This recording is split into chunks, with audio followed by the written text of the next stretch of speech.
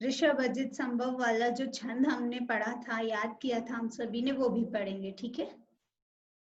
चत्तारि मंगलम अर्हंता मंगलम सेथा मंगलम साहु मंगलम केवलीपणतो धम्मो मंगलम चत्तारि लोगोत्तमा अर्हंता लोगोत्तमा सिद्धा लोगोत्तमा साहु लोगोत्तमा केवलीपणतो धम्मो लोगोत्तमो चत्तारि शरणं पवजामि अर्हन्ते शरणं पवजामि सिद्धे शरणं पवजामि साहु शरणं पवजामि केवलीपणतं धम्मं शरणं पवजामि। ऋषभ अजित संभव अभिनंदन सुमति पद्म सुपार्श जिन राय चंद पुष्प शीतल श्रेयांस जिन वासु पूज्य पूजित सुर राय विमल अनंत धर्म जस उज्ज्वल शांति कुंतुवर मल्लि मनाय मुनि सुब्रत नमि नेमि पार्श्व प्रभु वर्धमान पद शीश नवाय। हम सभी को ये तीनों चीज तो कम से कम याद रहनी ही चाहिए। और जैसा मैंने आपको बताया था कि जब हमारा ये फर्स्ट भाग, कौन सा, बालबोध पाठमाला भाग 1, ये जब पूरा होगा उसके बाद हम एक टेस्ट लेंगे।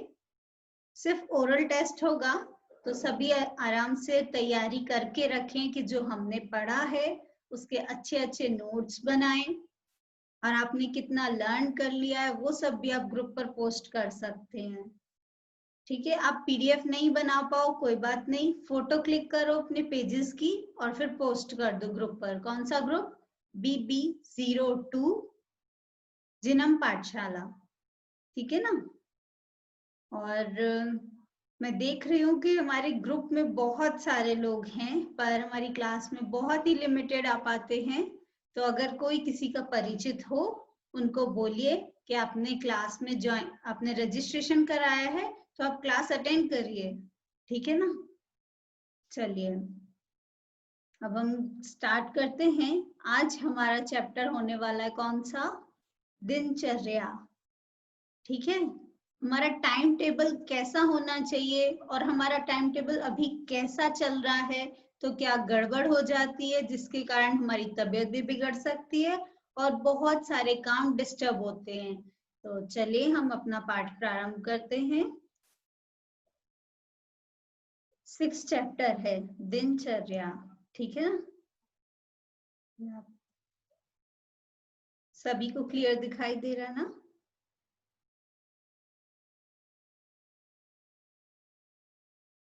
चलिए, दिनचर्या मीन्स टाइम टेबल, हमारा कैसा शेड्यूल रहना चाहिए उसके बारे में है।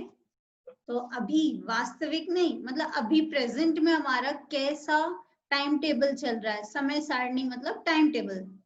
तो कैसा चलता है कि सुबह आराम से उठेंगे 9-10 बजे, फिर क्या करेंगे, उठते ही साथ मोबाइल देखेंगे और फिर क्या करेंगे, अखबार पढ़ते हुए नाश्ता करेंगे। नहाने का कुछ नहीं, पहले अखबार पढ़ के ब्रेकफास्ट कर लिया, फिर 1 घंटे तक नहाएंगे, इतने लेट हो जाएंगे कि मंदिर जी का टाइम निकल जाएगा। मंदिर जी भी तो 12 या 1 बजे तक मैक्सिमम खुलता है ना। सुबह जब हम आराम से पूजन कर सकते हैं, वहां कुछ पाठ पढ़ सकते हैं, तो क्या। और अभी पीपीटी पे कोई भी पेंसिल नहीं चलाएगा, कोई भी नहीं, ठीक है। चलिए, तो इसमें क्या, फिर देर देर तक मंदिर जाते हैं, क्या पता बंद भी हो जाए, और अभी कोरोना का टाइम चल रहा है तो और लेट हो जाते हैं, तो मंदिर जी खुलता ही नहीं है। मंदिर जी का टाइम भी फिक्स रखा है ना, जैसे हमारे मंदिर जी में रखा है कि सुबह 6 बजे से सिर्फ 10 बजे तक, और उसके बाद फिर विंडो से दर्शन कर पाते हैं। और अभी ये ऐसा चल रहा है तो फिर ये करना चाहिए कि अपने घर में बैठ के अपन पूजन पाठ स्तुति जरूर पढ़ें। हो सकता है कि सरकार भी, गवर्नमेंट भी बहुत सारे रूल्स बना दिए कि कोई भी नहीं निकले, किसी को भी किसी कारण भी कोरोना हो जाएगा तो तकलीफ तो खुद को ही होगी। तो क्या कि हम अपना चिंतन मनन जरूर करें। मंदिर जी अगर बहुत पास में है तो एक टाइम फिक्स करके उस टाइम जाना चाहिए। फिर क्या करते हैं, टीवी देखते हुए खाना खाते हैं और वहीं सो जाते हैं। सुबह लेट उठे, लेट उठने के बाद लेट से नाश्ता किया तो लेट से खाना खाया, दिन में लेट से खाना खाया तो वहीं नींद आ जाएगी और सो जाएंगे, और उठते ही साथ खेलने चले जाएंगे तो फिर दिन का टाइम निकल जाए, शाम का टाइम निकल जाएगा। खाने का जो शाम का अपना टाइम होता है क्या, सूर्यास्त से पहले, सनसेट से पहले खाना खाना चाहिए ना, सनसेट से पहले खाना खाना चाहिए। तो नहीं, उस टाइम हम खेलने जाएंगे और जब आएंगे रात हो जाएगी तो कितनी जीवों की हिंसा होगी। अच्छा एक बात बताइए, आप में से कौन कौन रात्रि भोजन करते हैं, अनाज लेते हैं? रात में दूध वगैरह लेना मैं भी ले लेती हूँ, बता देती हूँ कि है ना, अभी मैं इतने नहीं फॉलो कर पाती। ये कि दूध या पानी या कभी कभी ऐसे थोड़ा फ्रूट्स वगैरह, उससे ज्यादा कुछ नहीं। तो आप में से हैंड रेस कीजिए कि कौन कौन रात्रि भोजन करते हैं।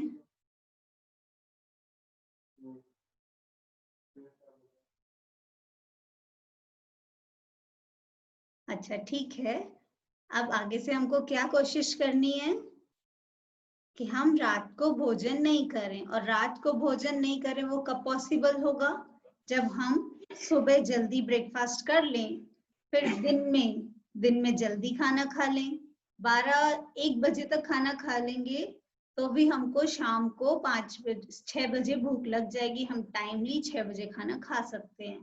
फिर रात को 2 बार दूध पी लो, अच्छा है, पर लेकिन अनाज नहीं खाना चाहिए। और कुछ मम्मी से डिमांड करना कि रात को ये बना दो वो बना दो, तो उससे कितनी जीवों की हिंसा होती है, इतने सारे जीव हिंसा। तो रात्रि को, रात रात को बहुत ज्यादा अंधेरा होने के कारण ऐसे ऐसे जीव उत्पन्न होते, पैदा होते हैं, ऐसे ऐसे जीव कि जो हमको दिख नहीं सकते, और साइंस भी कह देगी कि ऐसे जीव नहीं है। पर जिन आज्ञा में, जिन धर्म में, जिन शास्त्र में बताया गया है कि वो जीव दिखते नहीं है, पर इतनी उत्पत्ति होती है, आग जले तो भी मरेंगे, और रात में वैसे ही वो जन पैदा होंगे और मर जाएंगे। तो वो क्यों उससे उनकी हिंसा हो रही है तो उसका पाप किसको लगेगा, हमें लगेगा, क्योंकि हमारे निमित्त से कुछ खाना बनाया मम्मी ने, या हमने कुछ बनवाया, या फिर हमने ये कहा कि हमको अनाज खाना है। ये सब चीजें अवॉइड करनी चाहिए, नहीं खानी चाहिए। उससे पता है हमारी हेल्थ पे भी बहुत इफेक्ट पड़ता है, ऐसे ऐसे जर्म्स हमारे खाने में आ जाते हैं,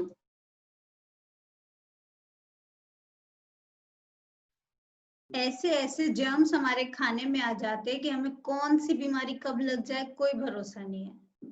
बहुत तकलीफ होती है, फिर पेट खराब हो जाता है लेट खाने से, फिर सारा शेड्यूल बिगड़ जाता है। तो हमको क्या करना है, टाइमली हमको सारे काम करने हैं। और क्या क्या करते हैं मैं आपको दिखाती हूँ पीपीटी में। देर से खा देर से टीवी देखते हुए देर तक दिन में खाना खाया और फिर सो गए, उठ के खेलने चले गए। फिर क्या किया, फिर फिर रात को भोजन करते हैं, तो रात को भोजन करना सही नहीं है। और क्या करते हैं, देर तक टीवी ऑन रहेगी, और फिर क्या करेंगे, चैट करने लगेंगे व्हाट्सएप पे, कॉल कुछ भी, तो रात को 12-1 बजे से पहले नींद नहीं आएगी। अब फिर लेट सोएंगे, फिर लेट जागेंगे, वही सेट शेड्यूल बनता रहेगा। इसलिए क्या शेड्यूल फॉलो करना है कि आगे देखना,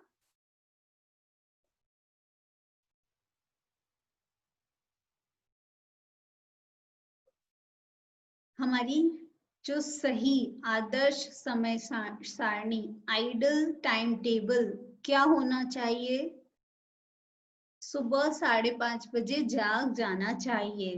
क्यों, क्योंकि वो एक ब्रह्म मुहूर्त है, इतना अच्छा टाइम होता है वहाँ, उस टाइम कोई शोर नहीं लगता, बहुत अच्छा अच्छा फील होता है सुबह।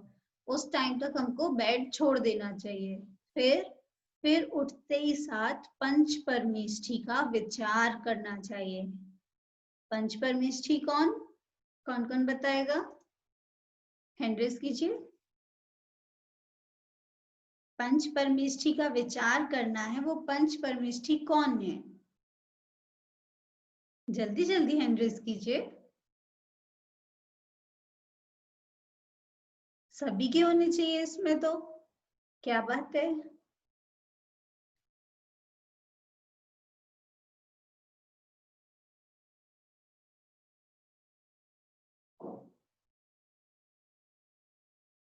वृषाली कर करेवर प्रभान, ये आपको मैं अनम्यूट कर रही हूँ, आप आंसर दीजिए। पंच परमेष्ठी कौन होते हैं? पंच परमेष्ठी नाम से अपन को पता चल रहा है कि 5 होते हैं। और परमेष्ठी, आपको मेरी आवाज आ रही है? वृषाली जी अनम्यूट कीजिए। अच्छा चलिए, हम ज्यादा टाइम ना लगाते हुए, वो अनम्यूट नहीं कर पा रहे हैं या फिर उनको आंसर नहीं आता है। अगर आंसर नहीं आता है तो आप ध्यान से सुनिएगा, फिर आपको ये जो हम क्लास पाठशाला चल रही है उसमें हमारा क्या विषय चल चुका है, उसका क्या सार है, वो सब भी आपको क्लियर होना चाहिए। चलिए, श्रेयांश जी, हिरल जी, अनम्यूट करती हूँ, आप अनम्यूट कीजिए। बोलो। सत्य, अरिहंत, साधु और आचार्य, उपाध्याय। हो गए 5। वेरी गुड, आपने आंसर सही दिया है, पर आपको सीक्वेंस में बताना है 1 बाय 1 कौन कौन से परमेष्ठी। सबसे पहले अरिहंत परमेष्ठी, फिर सिद्ध परमेष्ठी, फिर आचार्य परमेष्ठी, फिर उपाध्याय परमेष्ठी, और फिर लास्ट में सर्व साधु, सभी साधु परमेष्ठी। उन सभी को मेरा नमस्कार हो। ऐसा पंच परमेष्ठी मंत्र कौन सा है? नमोकार महामंत्र, है ना, जो हमारा सबसे फर्स्ट चैप्टर था उसमें हमने इसके बारे में पढ़ा था। चलिए आगे हम बढ़ते हैं, आप लोग लोअर हैंड कर लीजिए। तो सुबह जब हम उठते हैं ना, उठने के बाद हमको नमोकार मंत्र पढ़ना है। क्यों पढ़ना है? क्योंकि हम पंच परमेष्ठी को याद कर रहे हैं। उनको याद करने से क्या होगा? वो पूर्णतया सुखी हो गए हैं, पूरे आनंद को भोग रहे हैं, हमेशा प्रसन्न सदा खुश रहते हैं। और हमको भी उन्हीं की आज्ञा पर चलकर सुखी होना है हमेशा के लिए।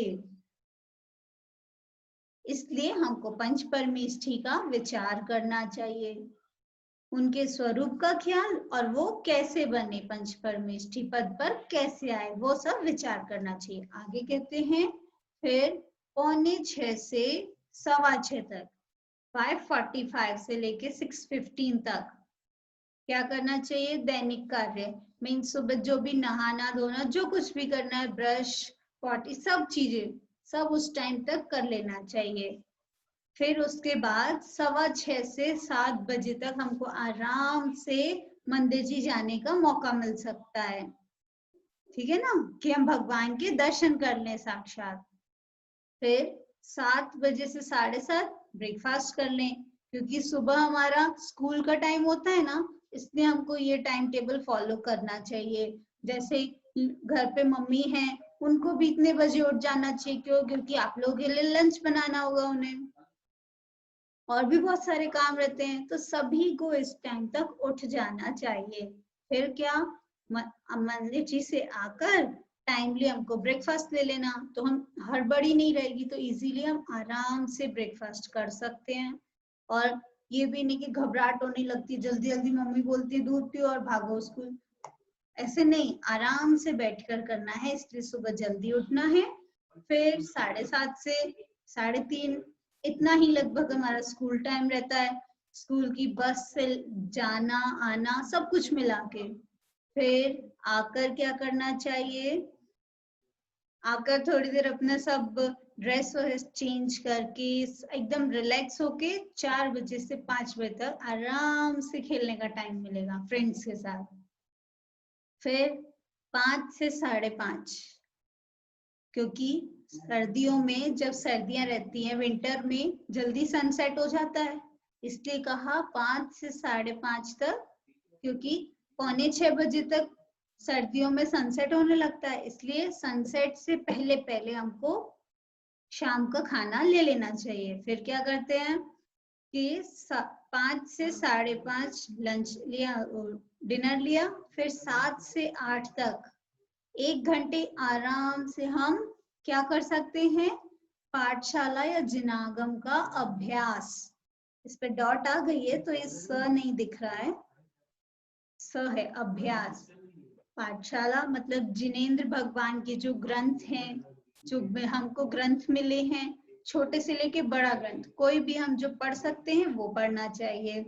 अगर ऐसे क्लासेस चलती है तो उस टाइम क्लास अटेंड करना चाहिए। फिर क्या 8 से 10 2 घंटे हमें आराम से टाइम मिलेगा, किसके लिए, होमवर्क करने के लिए, स्कूल के होमवर्क के लिए। फिर रात को 10 बजे तक आराम से नमोकार मंत्र पढ़कर और फिर सो जाना चाहिए। ये एक प्रॉपर टाइम टेबल होना चाहिए जिससे हमको कभी कोई दिक्कत नहीं आएगी, ना हमारे को कोई बीमारी होगी। जल्दी सो जाएंगे, जल्दी उठ जाएंगे, जल्दी उठ जाएंगे तो सारे काम टाइमली हो जाएंगे। आगे देखते हैं।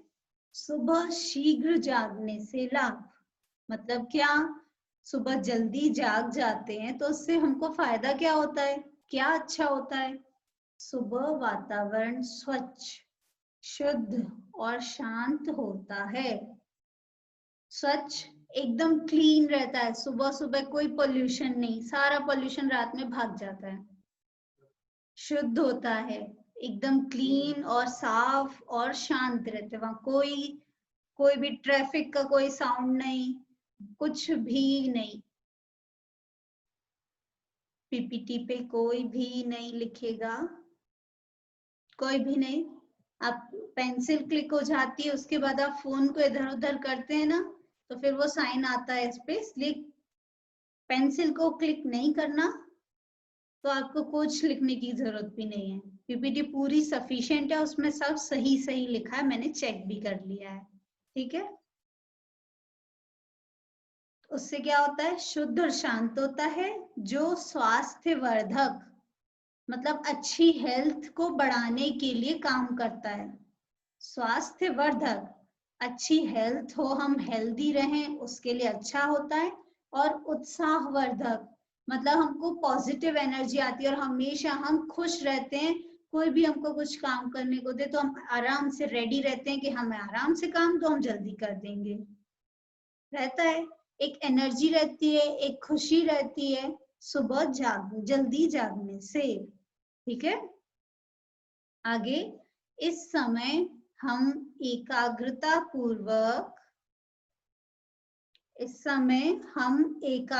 पूर्वक पूरे कंसंट्रेशन के साथ पूरे एक जगह ध्यान लगाकर आत्महितकारी तत्व का मतलब क्या, जो आत्मा मतलब जीव, मेरे से संबंधित जो भी अच्छी चीज है, कल्याणकारी चीज है, जिससे मेरा अच्छा होगा, ऐसे तत्व का चिंतन मनन करना। मतलब क्या, जब हम सुबह जल्दी जागेंगे, नमस्कार मंत्र, पंचपरमेष्ठी मंत्र पढ़ेंगे तो भगवान ने क्या क्या किया पहले, जो उनकी गलती हुई उन्होंने सुधारा, तो हम भी वो गलती ना करें, इसके लिए अपना चिंतन और भगवान का चिंतन, यह है आत्महितकारी तत्व का चिंतन मनन, ठीक है। आगे लिखा, ज्ञान ध्यान सरलता से कर सकते हैं। जब सुबह जागेंगे कोई हड़बड़ी नहीं, जल्दी जाग गए तो आराम से ध्यान कर सकते हैं कि मैं कौन हूँ, मेरा क्या स्वरूप है, भगवान कैसे हैं, वो भगवान कैसे बने और मैं भगवान कैसे बन सकता हूँ। इन सब चीजों के बारे में सुबह उठकर जल्दी हम सोच सकते हैं, ठीक है, उसके बारे में विचार कर सकते हैं। आगे लिखा, दैनिक कार्य के लिए पर्याप्त समय मिल जाता है, मतलब नहाने के लिए जो हमको टाइम चाहिए, सफिशिएंट टाइम मिल जाता है। हाँ जी, श्रेयांश जी, हीरल जी, मैं अनम्यूट कर रही हूँ, आपका हैंड रेज था, कोई क्वेश्चन हो पूछिए। मैम आपको अनोटेशन बंद कर दो, जहाँ पे 3 डॉट्स आते हैं ना, आप उस पे क्लिक करोगे, ऑप्शंस आ जाएंगे, तो आप वहां से अनोटेशन बंद कर सकते हो। तो पेंसिल कोई भी नहीं चलाएगा, तो फिर कोई भी पेंसिल नहीं चला पाएगा। वो सेटिंग अभी मैं देख नहीं पाई हूँ और मुझे उसके अंदर नहीं है वो जो आपने सेटिंग की थी ना कि पीपीटी शेयर मैं ही कर सकती हूँ, चलिए वो मैं कल देख लूंगी, पर अभी आपसे निवेदन है कोई भी पीपीटी पर कुछ भी ना लिखे, ठीक है। चलिए, ये हमने 3 पॉइंट देखे, इसमें कोई एक वर्ड जो आपको मिस कर गया हो या आपको उसके बारे में और कुछ पूछना हो, जल्दी से पूछिए, हैंड रेज कीजिए। सुबह जल्दी उठते हैं तो हेल्दी और माइंड एकदम फ्रेश रहता है। और सेकंड पॉइंट में क्या कहा, हम कंसंट्रेशन के साथ जो हमारी हितकारी चीज है, हमारे कल्याण में जो सहायक होगी, जिससे हम हमेशा खुश हो सकते हैं, उसके बारे में सोचने का प्रॉपर टाइम मिल जाता है। और जो हमको नहाने वगैरह की जो भी काम करने रहते सुबह उठकर, वो इजीली हमें प्रॉपर टाइम पर कर सकते हैं। नेक्स्ट क्या कहा, पंच परमेष्टि एवं आत्म स्वरूप का विचार।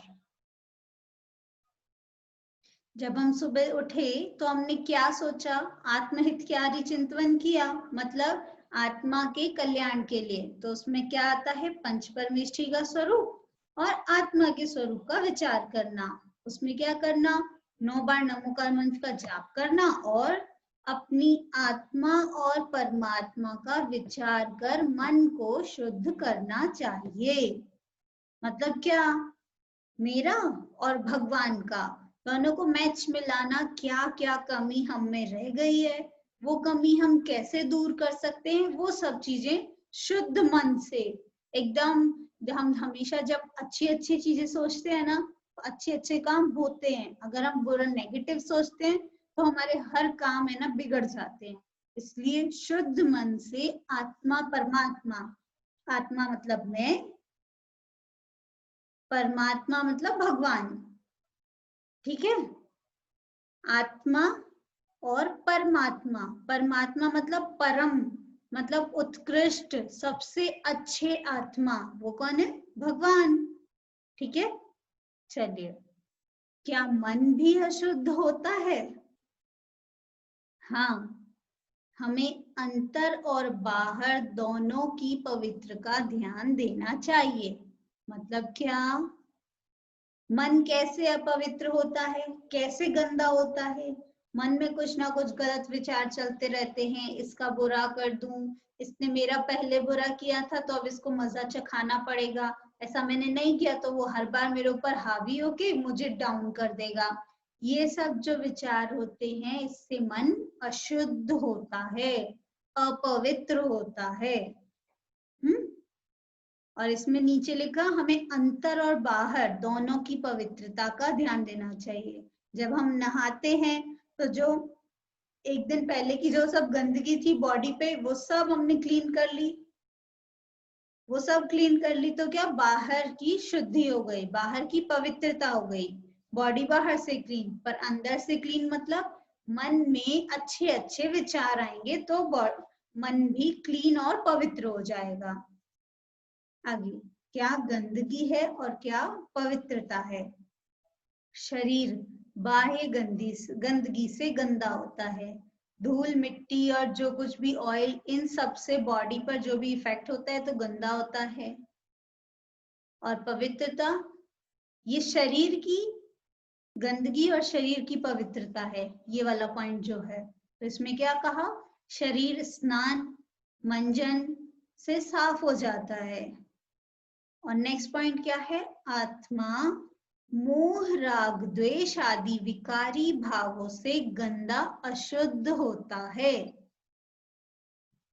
मैं आत्मा कब गंदा हो जाता हूं, जब मोह राग द्वेष, मोह मतलब पर से ममत्व करना, पर में अपनापन करना, राग मतलब पर को अच्छा जानकर उसे अपना बनाने की कोशिश करना, द्वेष किसी पर को बुरा जानकर दूर करने की कोशिश करना। मोह राग द्वेष ये तीनों चीज विकारी गंदे हैं, अच्छे परिणाम नहीं हैं। इन विकारी भावों से गंदा अशुद्ध होता है। कौन, जीव, आत्मा, मैं स्वयं। तो पवित्रता कैसे होगी, आत्मा और परमात्मा के चिंतन से हमारा मन मतलब आत्मा पवित्र हो जाता है। यहाँ मन की बात की ना, उसको आत्मा लेना, क्योंकि हमने अभी बात की थी पहले, मन क्या मतलब शरीर, पांच इंद्रियों और मन से सहित हैं, क्योंकि हम संगी पंचेंद्रिय जीव हैं। संयोग से संगी पंचेंद्रिय जीव कहा, और उसमें मन भी साथ में है। संगी मतलब मन सहित। जो मन है वो है तो पुद्गल, पर जब हम जीव रहते हैं तभी मन जिंदा रहता है, इसलिए मन को यहाँ आत्मा कहा है। तो ध्यान रखना कि सिर्फ ये कथन के लिए मतलब बोलने की भाषा में कहा, क्योंकि जब हम कहते हैं कि मैं मतलब मन मतलब मैं यहाँ आत्मा, ठीक है, इससे क्या समझना है, यहाँ ये बताया है कि मन जो अंदर में गलत गलत परिणाम हो रहे हैं, मतलब आत्मा में जो गलत गलत मोह राग द्वेष विकारी भाव गलत परिणाम चल रहे हैं, वो सब गलत हैं, गंदे हैं। उनको दूर करना कैसे, आत्मा मतलब अपने स्वरूप के बारे में विचारना, और परमात्मा भगवान के स्वरूप के बारे में विचारना, उनका चिंतन करना मतलब उनके बारे में सोचना। उससे क्या होगा, मैं आत्मा पवित्र हो जाता हूँ। अच्छी अच्छी चीजें सोचने से हमेशा हर जगह अच्छा अच्छा दिखता है। ऐसे ही जब हम भगवान के स्वरूप को देखेंगे तो हमको भी भगवान बनने की भावना होगी, और जब भगवान बनने की भावना होगी तो गलत परिणाम करने का मन ही नहीं करेगा, इच्छा ही नहीं होगी कि हम किसी का बुरा करें या अपना भी बुरा करें, इसका भी विकल्प नहीं आएगा। आगे देखते हैं, दैनिक क्रिया, शौच से निवृत्ति होना, दांत साफ करना चाहिए और स्नान करना चाहिए। सुबह उठकर ये 3 काम मेन है। समय समय पर नाखून आदि भी साफ करते रहना चाहिए।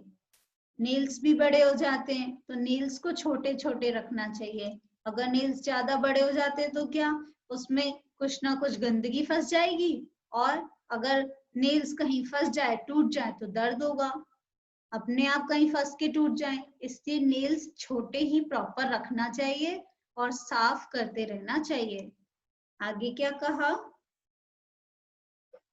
देव दर्शन, जो हमने इससे पहले जो चैप्टर पढ़ा था, कैसे कैसे भगवान के दर्शन करना, तो हमें घर से क्या तैयारी करनी चाहिए इसके बारे में देखते हैं कि प्रतिदिन रोज शुद्ध स्वच्छ व धुले वस्त्र पहनकर ही मंदिर जी में जाना चाहिए। अच्छे अच्छे कपड़े पहनकर ही मंदिर जाना चाहिए, और साफ, गंदे गंदे नहीं कि कल पहने वही वाले आज मंदिर पहन के चले गए, नहीं। अपन मंदिर जी जाते हैं तो हमेशा साफ कपड़े ही पहनकर जाना चाहिए, स्वच्छ साफ और धुले धुले हुए कपड़े पहनकर ही मंदिर जी में जाना चाहिए। आगे क्या कहा, वीतरागी देव सुखी हैं। कौन, जिनेंद्र भगवान, वो वीतरागी देव है ना, जिनेंद्र भगवान पूर्ण सुखी हैं।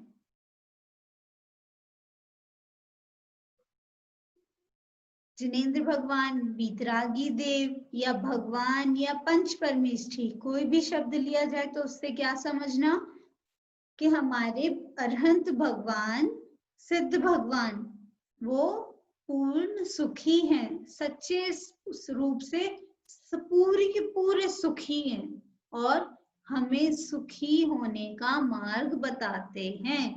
क्या करते हैं? वो तो सुखी हो गए और साथ में ये भी बताते कि हमको कैसे सुखी होना है। इसलिए प्रतिदिन हमें जिनेंद्र देव के दर्शन करना चाहिए। हमें सुखी होने का मार्ग बताते हैं। वो अकेले बोलकर ही मार्ग बताएं ऐसा नहीं है। उनका आकार जब हम देखते हैं, गौर से निहारते हैं एक एक चीज को कि उनकी आंखें कहाँ देख रही हैं, नाक क्या कर रही है, ऐसे ऐसे करते रहते हैं क्या? नहीं ना, वो एक जगह स्थिर होके बैठे हैं। तो क्या क्या कर रहे हैं? हाथ पे हाथ रखे हैं, मतलब कि उनको कोई काम नहीं है। पैर पे पैर रखे हैं, कहीं कोई जाना नहीं है। आंखें भी स्थिर हैं, इधर उधर किसी को टकटकी लगा के या कुछ भी नहीं देखना है। ऐसे जिनेंद्र भगवान का स्वरूप है, जिससे मतलब उन्हें पर से किसी दूसरे से ना राग है, ना द्वेष है, ना अटैचमेंट है, ना किसी को वो दूर करना चाहते हैं। सभी के साथ समभाव, मतलब समता भाव। सभी जीव समान हैं, उनमें कोई डिफरेंस नहीं करते। ऐसे जिनेंद्र देव सुखी हैं और हमको भी सुखी होने का मार्ग बताते हैं। इसीलिए रोज हमें जिनेंद्र देव के दर्शन करना चाहिए। मंदिर जी रोज जाना चाहिए। उससे हमें अच्छे अच्छे विचार आते हैं और हम अच्छा अच्छा काम करने की कोशिश करते हैं।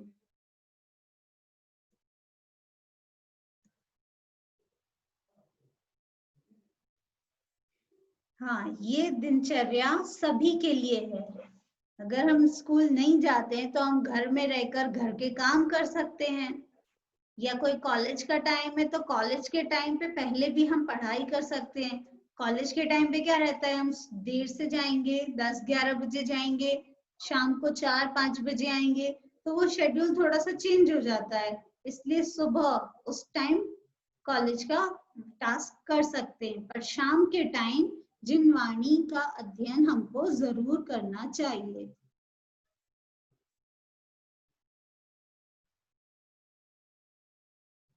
चलिए तो आगे देखते हैं हम।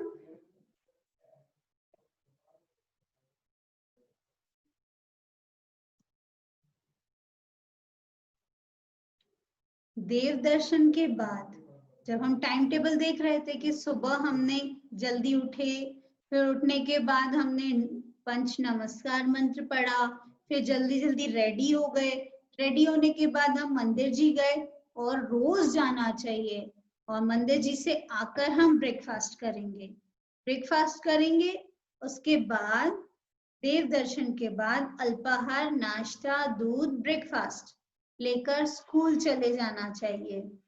ये स्पेशली बच्चों के लिए लिखा गया है भाग, इसलिए इसमें उस तरह का टाइम टेबल बनाया है। तो अपन को भी अपना टाइम टेबल मेंटेन करना चाहिए कि कब हम कौन सा काम कर रहे हैं, तो जल्दी से वो कंप्लीट भी हो जाए और हमको थकान भी ना हो। इस तरह से हमें अपना टाइम टेबल मेंटेन करके रखना चाहिए। आगे स्कूल के टाइम के बाद आकर थोड़ी देर खेलना चाहिए, जरूर खेलना चाहिए। ये नहीं कि मोबाइल लेकर बैठ गए टिक टिक टिक टिक करते हुए हम अपना ऐसे टाइम वेस्ट करें। नहीं, हमको फिजिकल एक्टिविटी भी करना चाहिए। जब लंच टाइम होता है स्कूल में 1 बजे के करीब, उसके बाद जब तक हम घर आते हैं तब तक हमारा जो खाना खाया था वो थोड़ा थोड़ा डाइजेस्ट हो जाता है। तो क्या हम उस टाइम एकदम भरा पेट भी नहीं है और एकदम खाली पेट भी नहीं है, तो उस टाइम आराम से हम फिजिकल एक्टिविटी कर सकते हैं, और वो जरूरी है। फिजिकल एक्टिविटी रहती है तो हम फिट रहते हैं। और उसके बाद उसके बाद शाम का भोजन करना चाहिए। भोजन शुद्ध, सात्विक तथा मौन पूर्वक करना चाहिए। खाने में बहुत ज्यादा ऑयल नहीं, एकदम फिट, जो हेल्दी रहे, ऐसा सात्विक भोजन बताया। सात्विक मतलब हेल्दी फूड, कोई ज्यादा ऑयल नहीं, कोई हैवी फूड नहीं, ऐसा हमको खाना लेना चाहिए भोजन। और बिना बोले चुपचाप खाना चाहिए, क्योंकि अगर हम बोलते हैं तो कभी कभी ठसका लग जाता है गले में, सांस में, इन जो पाइपलाइन होती है उस विंड पाइप में भी चला जाता है तो बहुत प्रॉब्लम होती है। इसलिए चुपचाप खाना चाहिए। और भोजन तीव्र को क्रोधावेश में नहीं करना चाहिए। क्रोध मतलब गुस्सा। गुस्से का जब बहुत ज्यादा सिर पे भारी होता है ना, उस टाइम भोजन नहीं करना चाहिए। जब गुस्सा रहता है ना तो वो खाना जहर का काम करता है, पॉइजन का काम। अगर हम गुस्से में खाना खाते हैं ना तो उसका बहुत बुरा इफेक्ट पड़ता है, इसलिए गुस्सा नहीं करना चाहिए। भोजन एक स्थान पर बैठकर करना चाहिए, घूम घूम कर नहीं करना चाहिए। शाम को दिन छिपने से पूर्व भोजन कर लेना चाहिए और टीवी देखते हुए खाना नहीं खाना चाहिए। एक जगह पर बैठकर खाना चाहिए, कहीं कहीं भागते भागते नहीं करना चाहिए। ये नहीं कि मम्मी पीछे एक एक और लेकर भाग रहे हैं कि बेटा प्लीज खा ले, ऐसे मम्मी को भी परेशान नहीं करना चाहिए। अपने आप जल्दी से खाना, जल्दी जल्दी, ये नहीं कि बहुत जल्दी जल्दी, ऐसे ऐसे भी नहीं, प्रॉपर चबाकर और अच्छे से खाना खाना चाहिए एक जगह बैठकर। और शाम को दिन छिपने से पूर्व, मतलब रात से होने से पहले पहले, जब उजाला रहता है तभी तभी खा लेना चाहिए और टीवी देखते हुए नहीं। क्योंकि जब टीवी देखते हैं उसमें कैसे कैसे सीन रहते हैं, कहीं आग लग रही है, कुछ हो रहा है तो डरेंगे, और डर के जब गुस्सा होता है तो भी वो भोजन इफेक्टिव नहीं होता है, और जब डरते हैं हम तो भी इफेक्टिव नहीं होता है। इसलिए भोजन के मतलब जो हमारे पास मम्मी ने खाना हमको सर्व किया है उसको अच्छे से खाना चाहिए, तभी वो हमको अच्छे से लगेगा और हम हेल्दी होंगे। इसके बाद पीपीटी के नेक्स्ट पेज का हम कल बात करेंगे, क्योंकि हमारा टाइम हो रहा है। अभी तक की पीपीटी में जितने पेजेस हमने देखे, इसमें किसी को कोई क्वेश्चन?